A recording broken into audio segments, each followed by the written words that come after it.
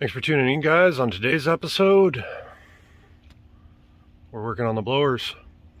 Do me a favor first, if you haven't yet, subscribe to the channel. It really helped me out. Like the video, drop me a comment, give me some feedback, criticize, whatever. Do the whole YouTube thing. I enjoy every bit of it. The channel's growing and I'm so happy about that. I'm having so much fun. It's pushing me to work more on my car. The harder you guys push, the faster it'll go. True story. But yeah, go subscribe to the channel and then hang out for a few minutes. This is cool. Well, I guess the first thing we got to deal with, I got, well, these are exhaust flanges, but I've got all of the intake flanges straight off the table. There's a little bit of slag dross on them. I got to clean all these up, get them all prepped. My header flanges are out of 3/8. The head flanges and the supercharger flanges are out of 3/8. Everything else is cut out of 1/8" plate to put together the intake manifold for this. But this is all ready to go. I'll get it cleaned up and we're going to start putting it together on the motor.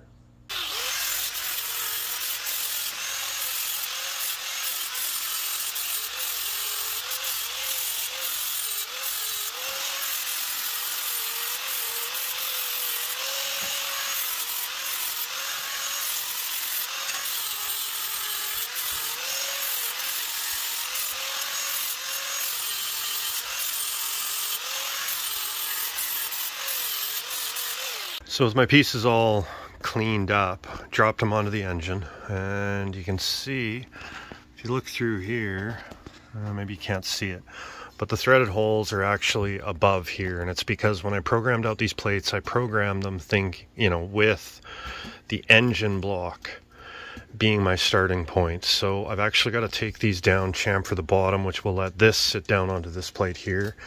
And I programmed this a little bit long because I wasn't sure exactly how I wanted it to sit. So I'm going to go back through and mark the underside of this where it touches the block, and that way I can trim that back. So the next step is to clean up the bottom edges of these so that I can get some bolts through all those holes.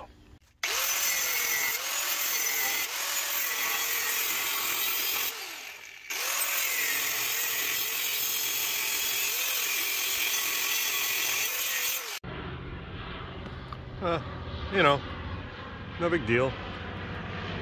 Just a seaplane. They circle my house so that they can land in the inlet. Well, I got the holes drilled out and the flanges chamfered. Keen eye will pick up the lug nut spacers for the bolts. Normally, or at least I had, a piece of 3/8 ID DOM. Had it sitting on the bench to use as spacers, and I seem to have misplaced it.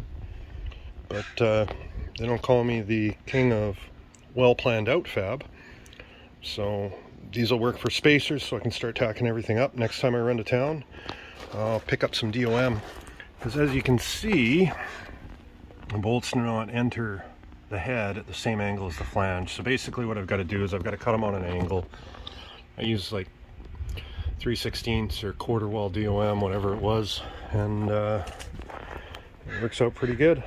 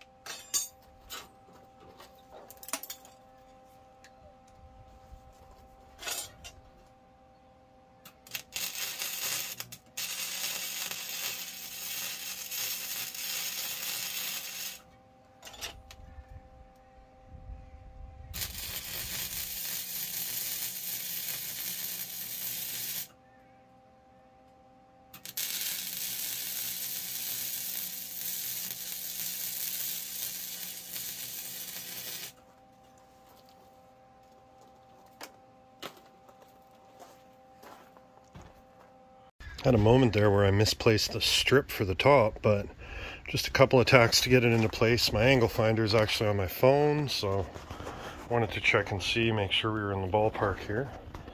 But I'm gonna set this back on the tripod, or set this phone back down, and I'm gonna throw these blowers on quick, make sure they look good, and I can start putting the other pieces on.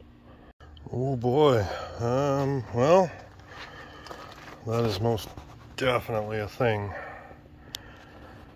That sits how I want. I'm gonna have to shorten that oil filler, but it's up off the valve covers. I can get them off. Blowers sit straight to the motor. That's all taken care of by the alignment on the plates. They're just sitting straight on the head. And I haven't tack welded that bottom plate in. That's on purpose, because then I can pull this all apart and weld it off the car, and I can get at the underside from the gap that'll be right there. Weld everything inside, weld up all my DOM tubes, and the plate will be the last thing I weld on, because I can tack it from the top side and then weld it from the bottom. It's not aligning anything at that point, it's just there to seal up oil, and that's not going to be a problem. So I'll pull these blowers back off and throw the camera up on the tripod here and start putting some plates in. Well, I'm going to go right ahead and apologize to everybody right now. There is no footage of me angrily realizing that my CAD drawing was not set up for those flanges to sit on the head. Cutting all of this back off, welding it onto this plate first, and back down to the flanges. Instead, no one gets to witness that. But it's going back together now. So I'll hit record again since I'm going in the right direction.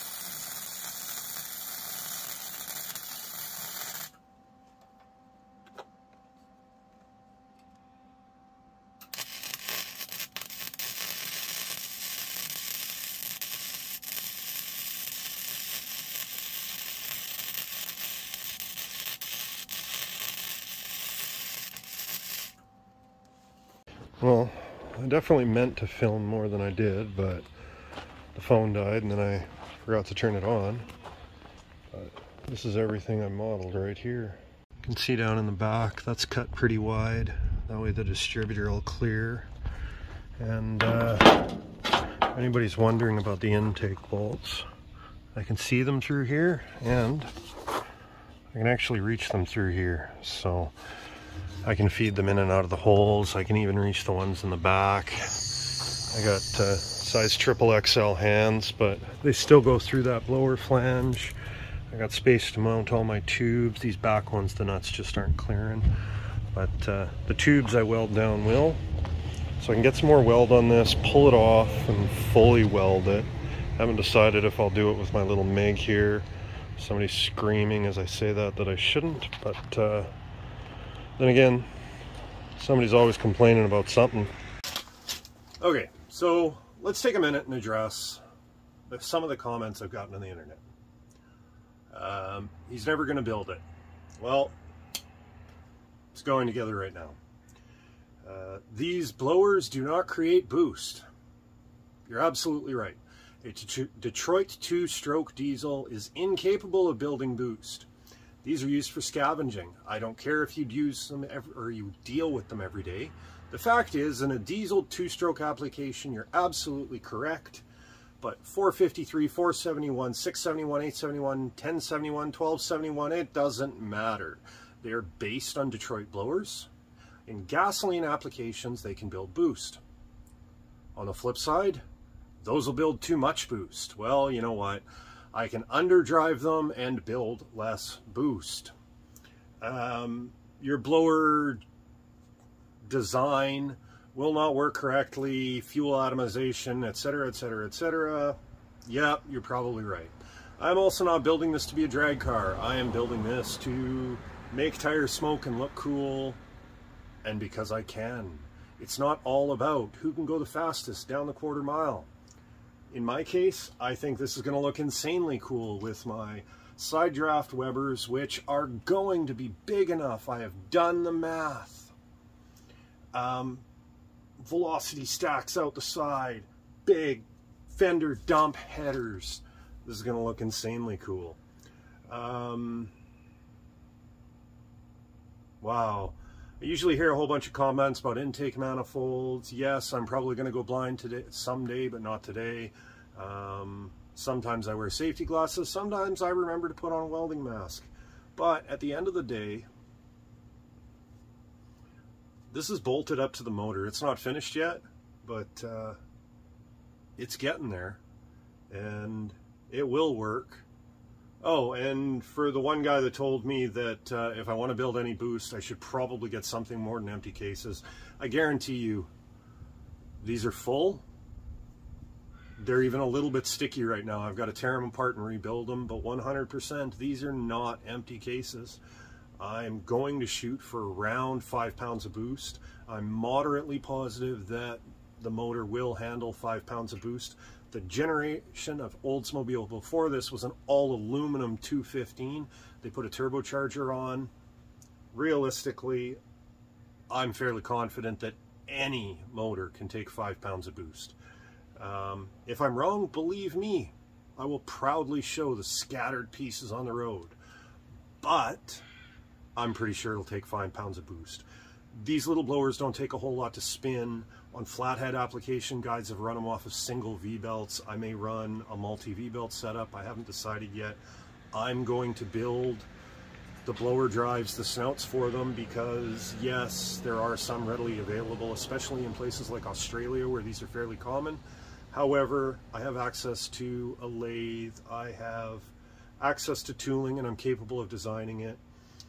I've designed bits and pieces like that before, and I know where to get the splined drive shafts that feed into these. So there's absolutely no reason for me not to build them myself. Then I can build the exact length I want. I can put my belts wherever I want. This motor's not getting a power steering pump. It's just an alternator and the two blowers. I may actually run them individually and not together, just in case hypothetically I throw a V-belt and still drive it home on one V-belt. as long as I'm not wide open throttle. One carb with one blower is capable of running this motor. I have put a lot of thought into this entire build. I've wanted side drafts. The blower came later, blowers, but side drafts were always on the list. I just wanted to build something with side drafts. So I mean, if there's any other questions that I missed, or you know, you guys want to critique it a little bit, go ahead, I'll address them later. I'll respond to the comments, but I just wanted to get all of that out because the comments crack me up. I love hearing that it won't work, I won't build it. Anybody that knows me knows I've got a pretty good habit of getting something 3/4 of the way done and quitting, but I'm semi-retired and I kind of do whatever I want at this point, so this is going to run. How well? Your guess is seriously as good as mine. Well, here we go, guys. I think this is where I'm going to leave it off today. I had the intake all tacked up. The water passage there is in there. I've still got to fit up my thermostat housing, but should fit up without too many problems. My blowers are nice and even. That was something that I wanted done. I got to throw the distributor in there tomorrow and make sure the distributor clears before I weld everything up. Worst case, I can go to a small cap. I got my header flanges bolted up. I need to get some more bolts. The downside of living in the middle of nowhere is I can't just run to the store, but it's definitely a thing. You can also see my CAD videos, I've mentioned these bend slots. You can see they're just cuts on the CNC. You can see them in here, see them on these pieces here, and you can see them at the back here. All this here, that was all cut as one piece. It's just got slots in it so that I can bend it, and it sure makes assembly on this really quick. Everything just kind of fits up where it needs to be. And with that, we're gonna call it quits for today. If you picked up any tricks, tips, some ideas, you want to give me some feedback, comment below, like the video, subscribe to the channel if you haven't yet. I appreciate you all so much. I want to grow this as big as I possibly can, and you guys are the key to that. So if you haven't, please subscribe. I swear there's more insanity coming. Yeah, the next video, I'll carry on with this a little bit. I got to get into the body, back into the English wheel, onto the bead roller. Monday, I should have an interesting CAD video coming out. But yeah, do the whole YouTube thing. Thanks for hanging out, and I'll see you on the next one.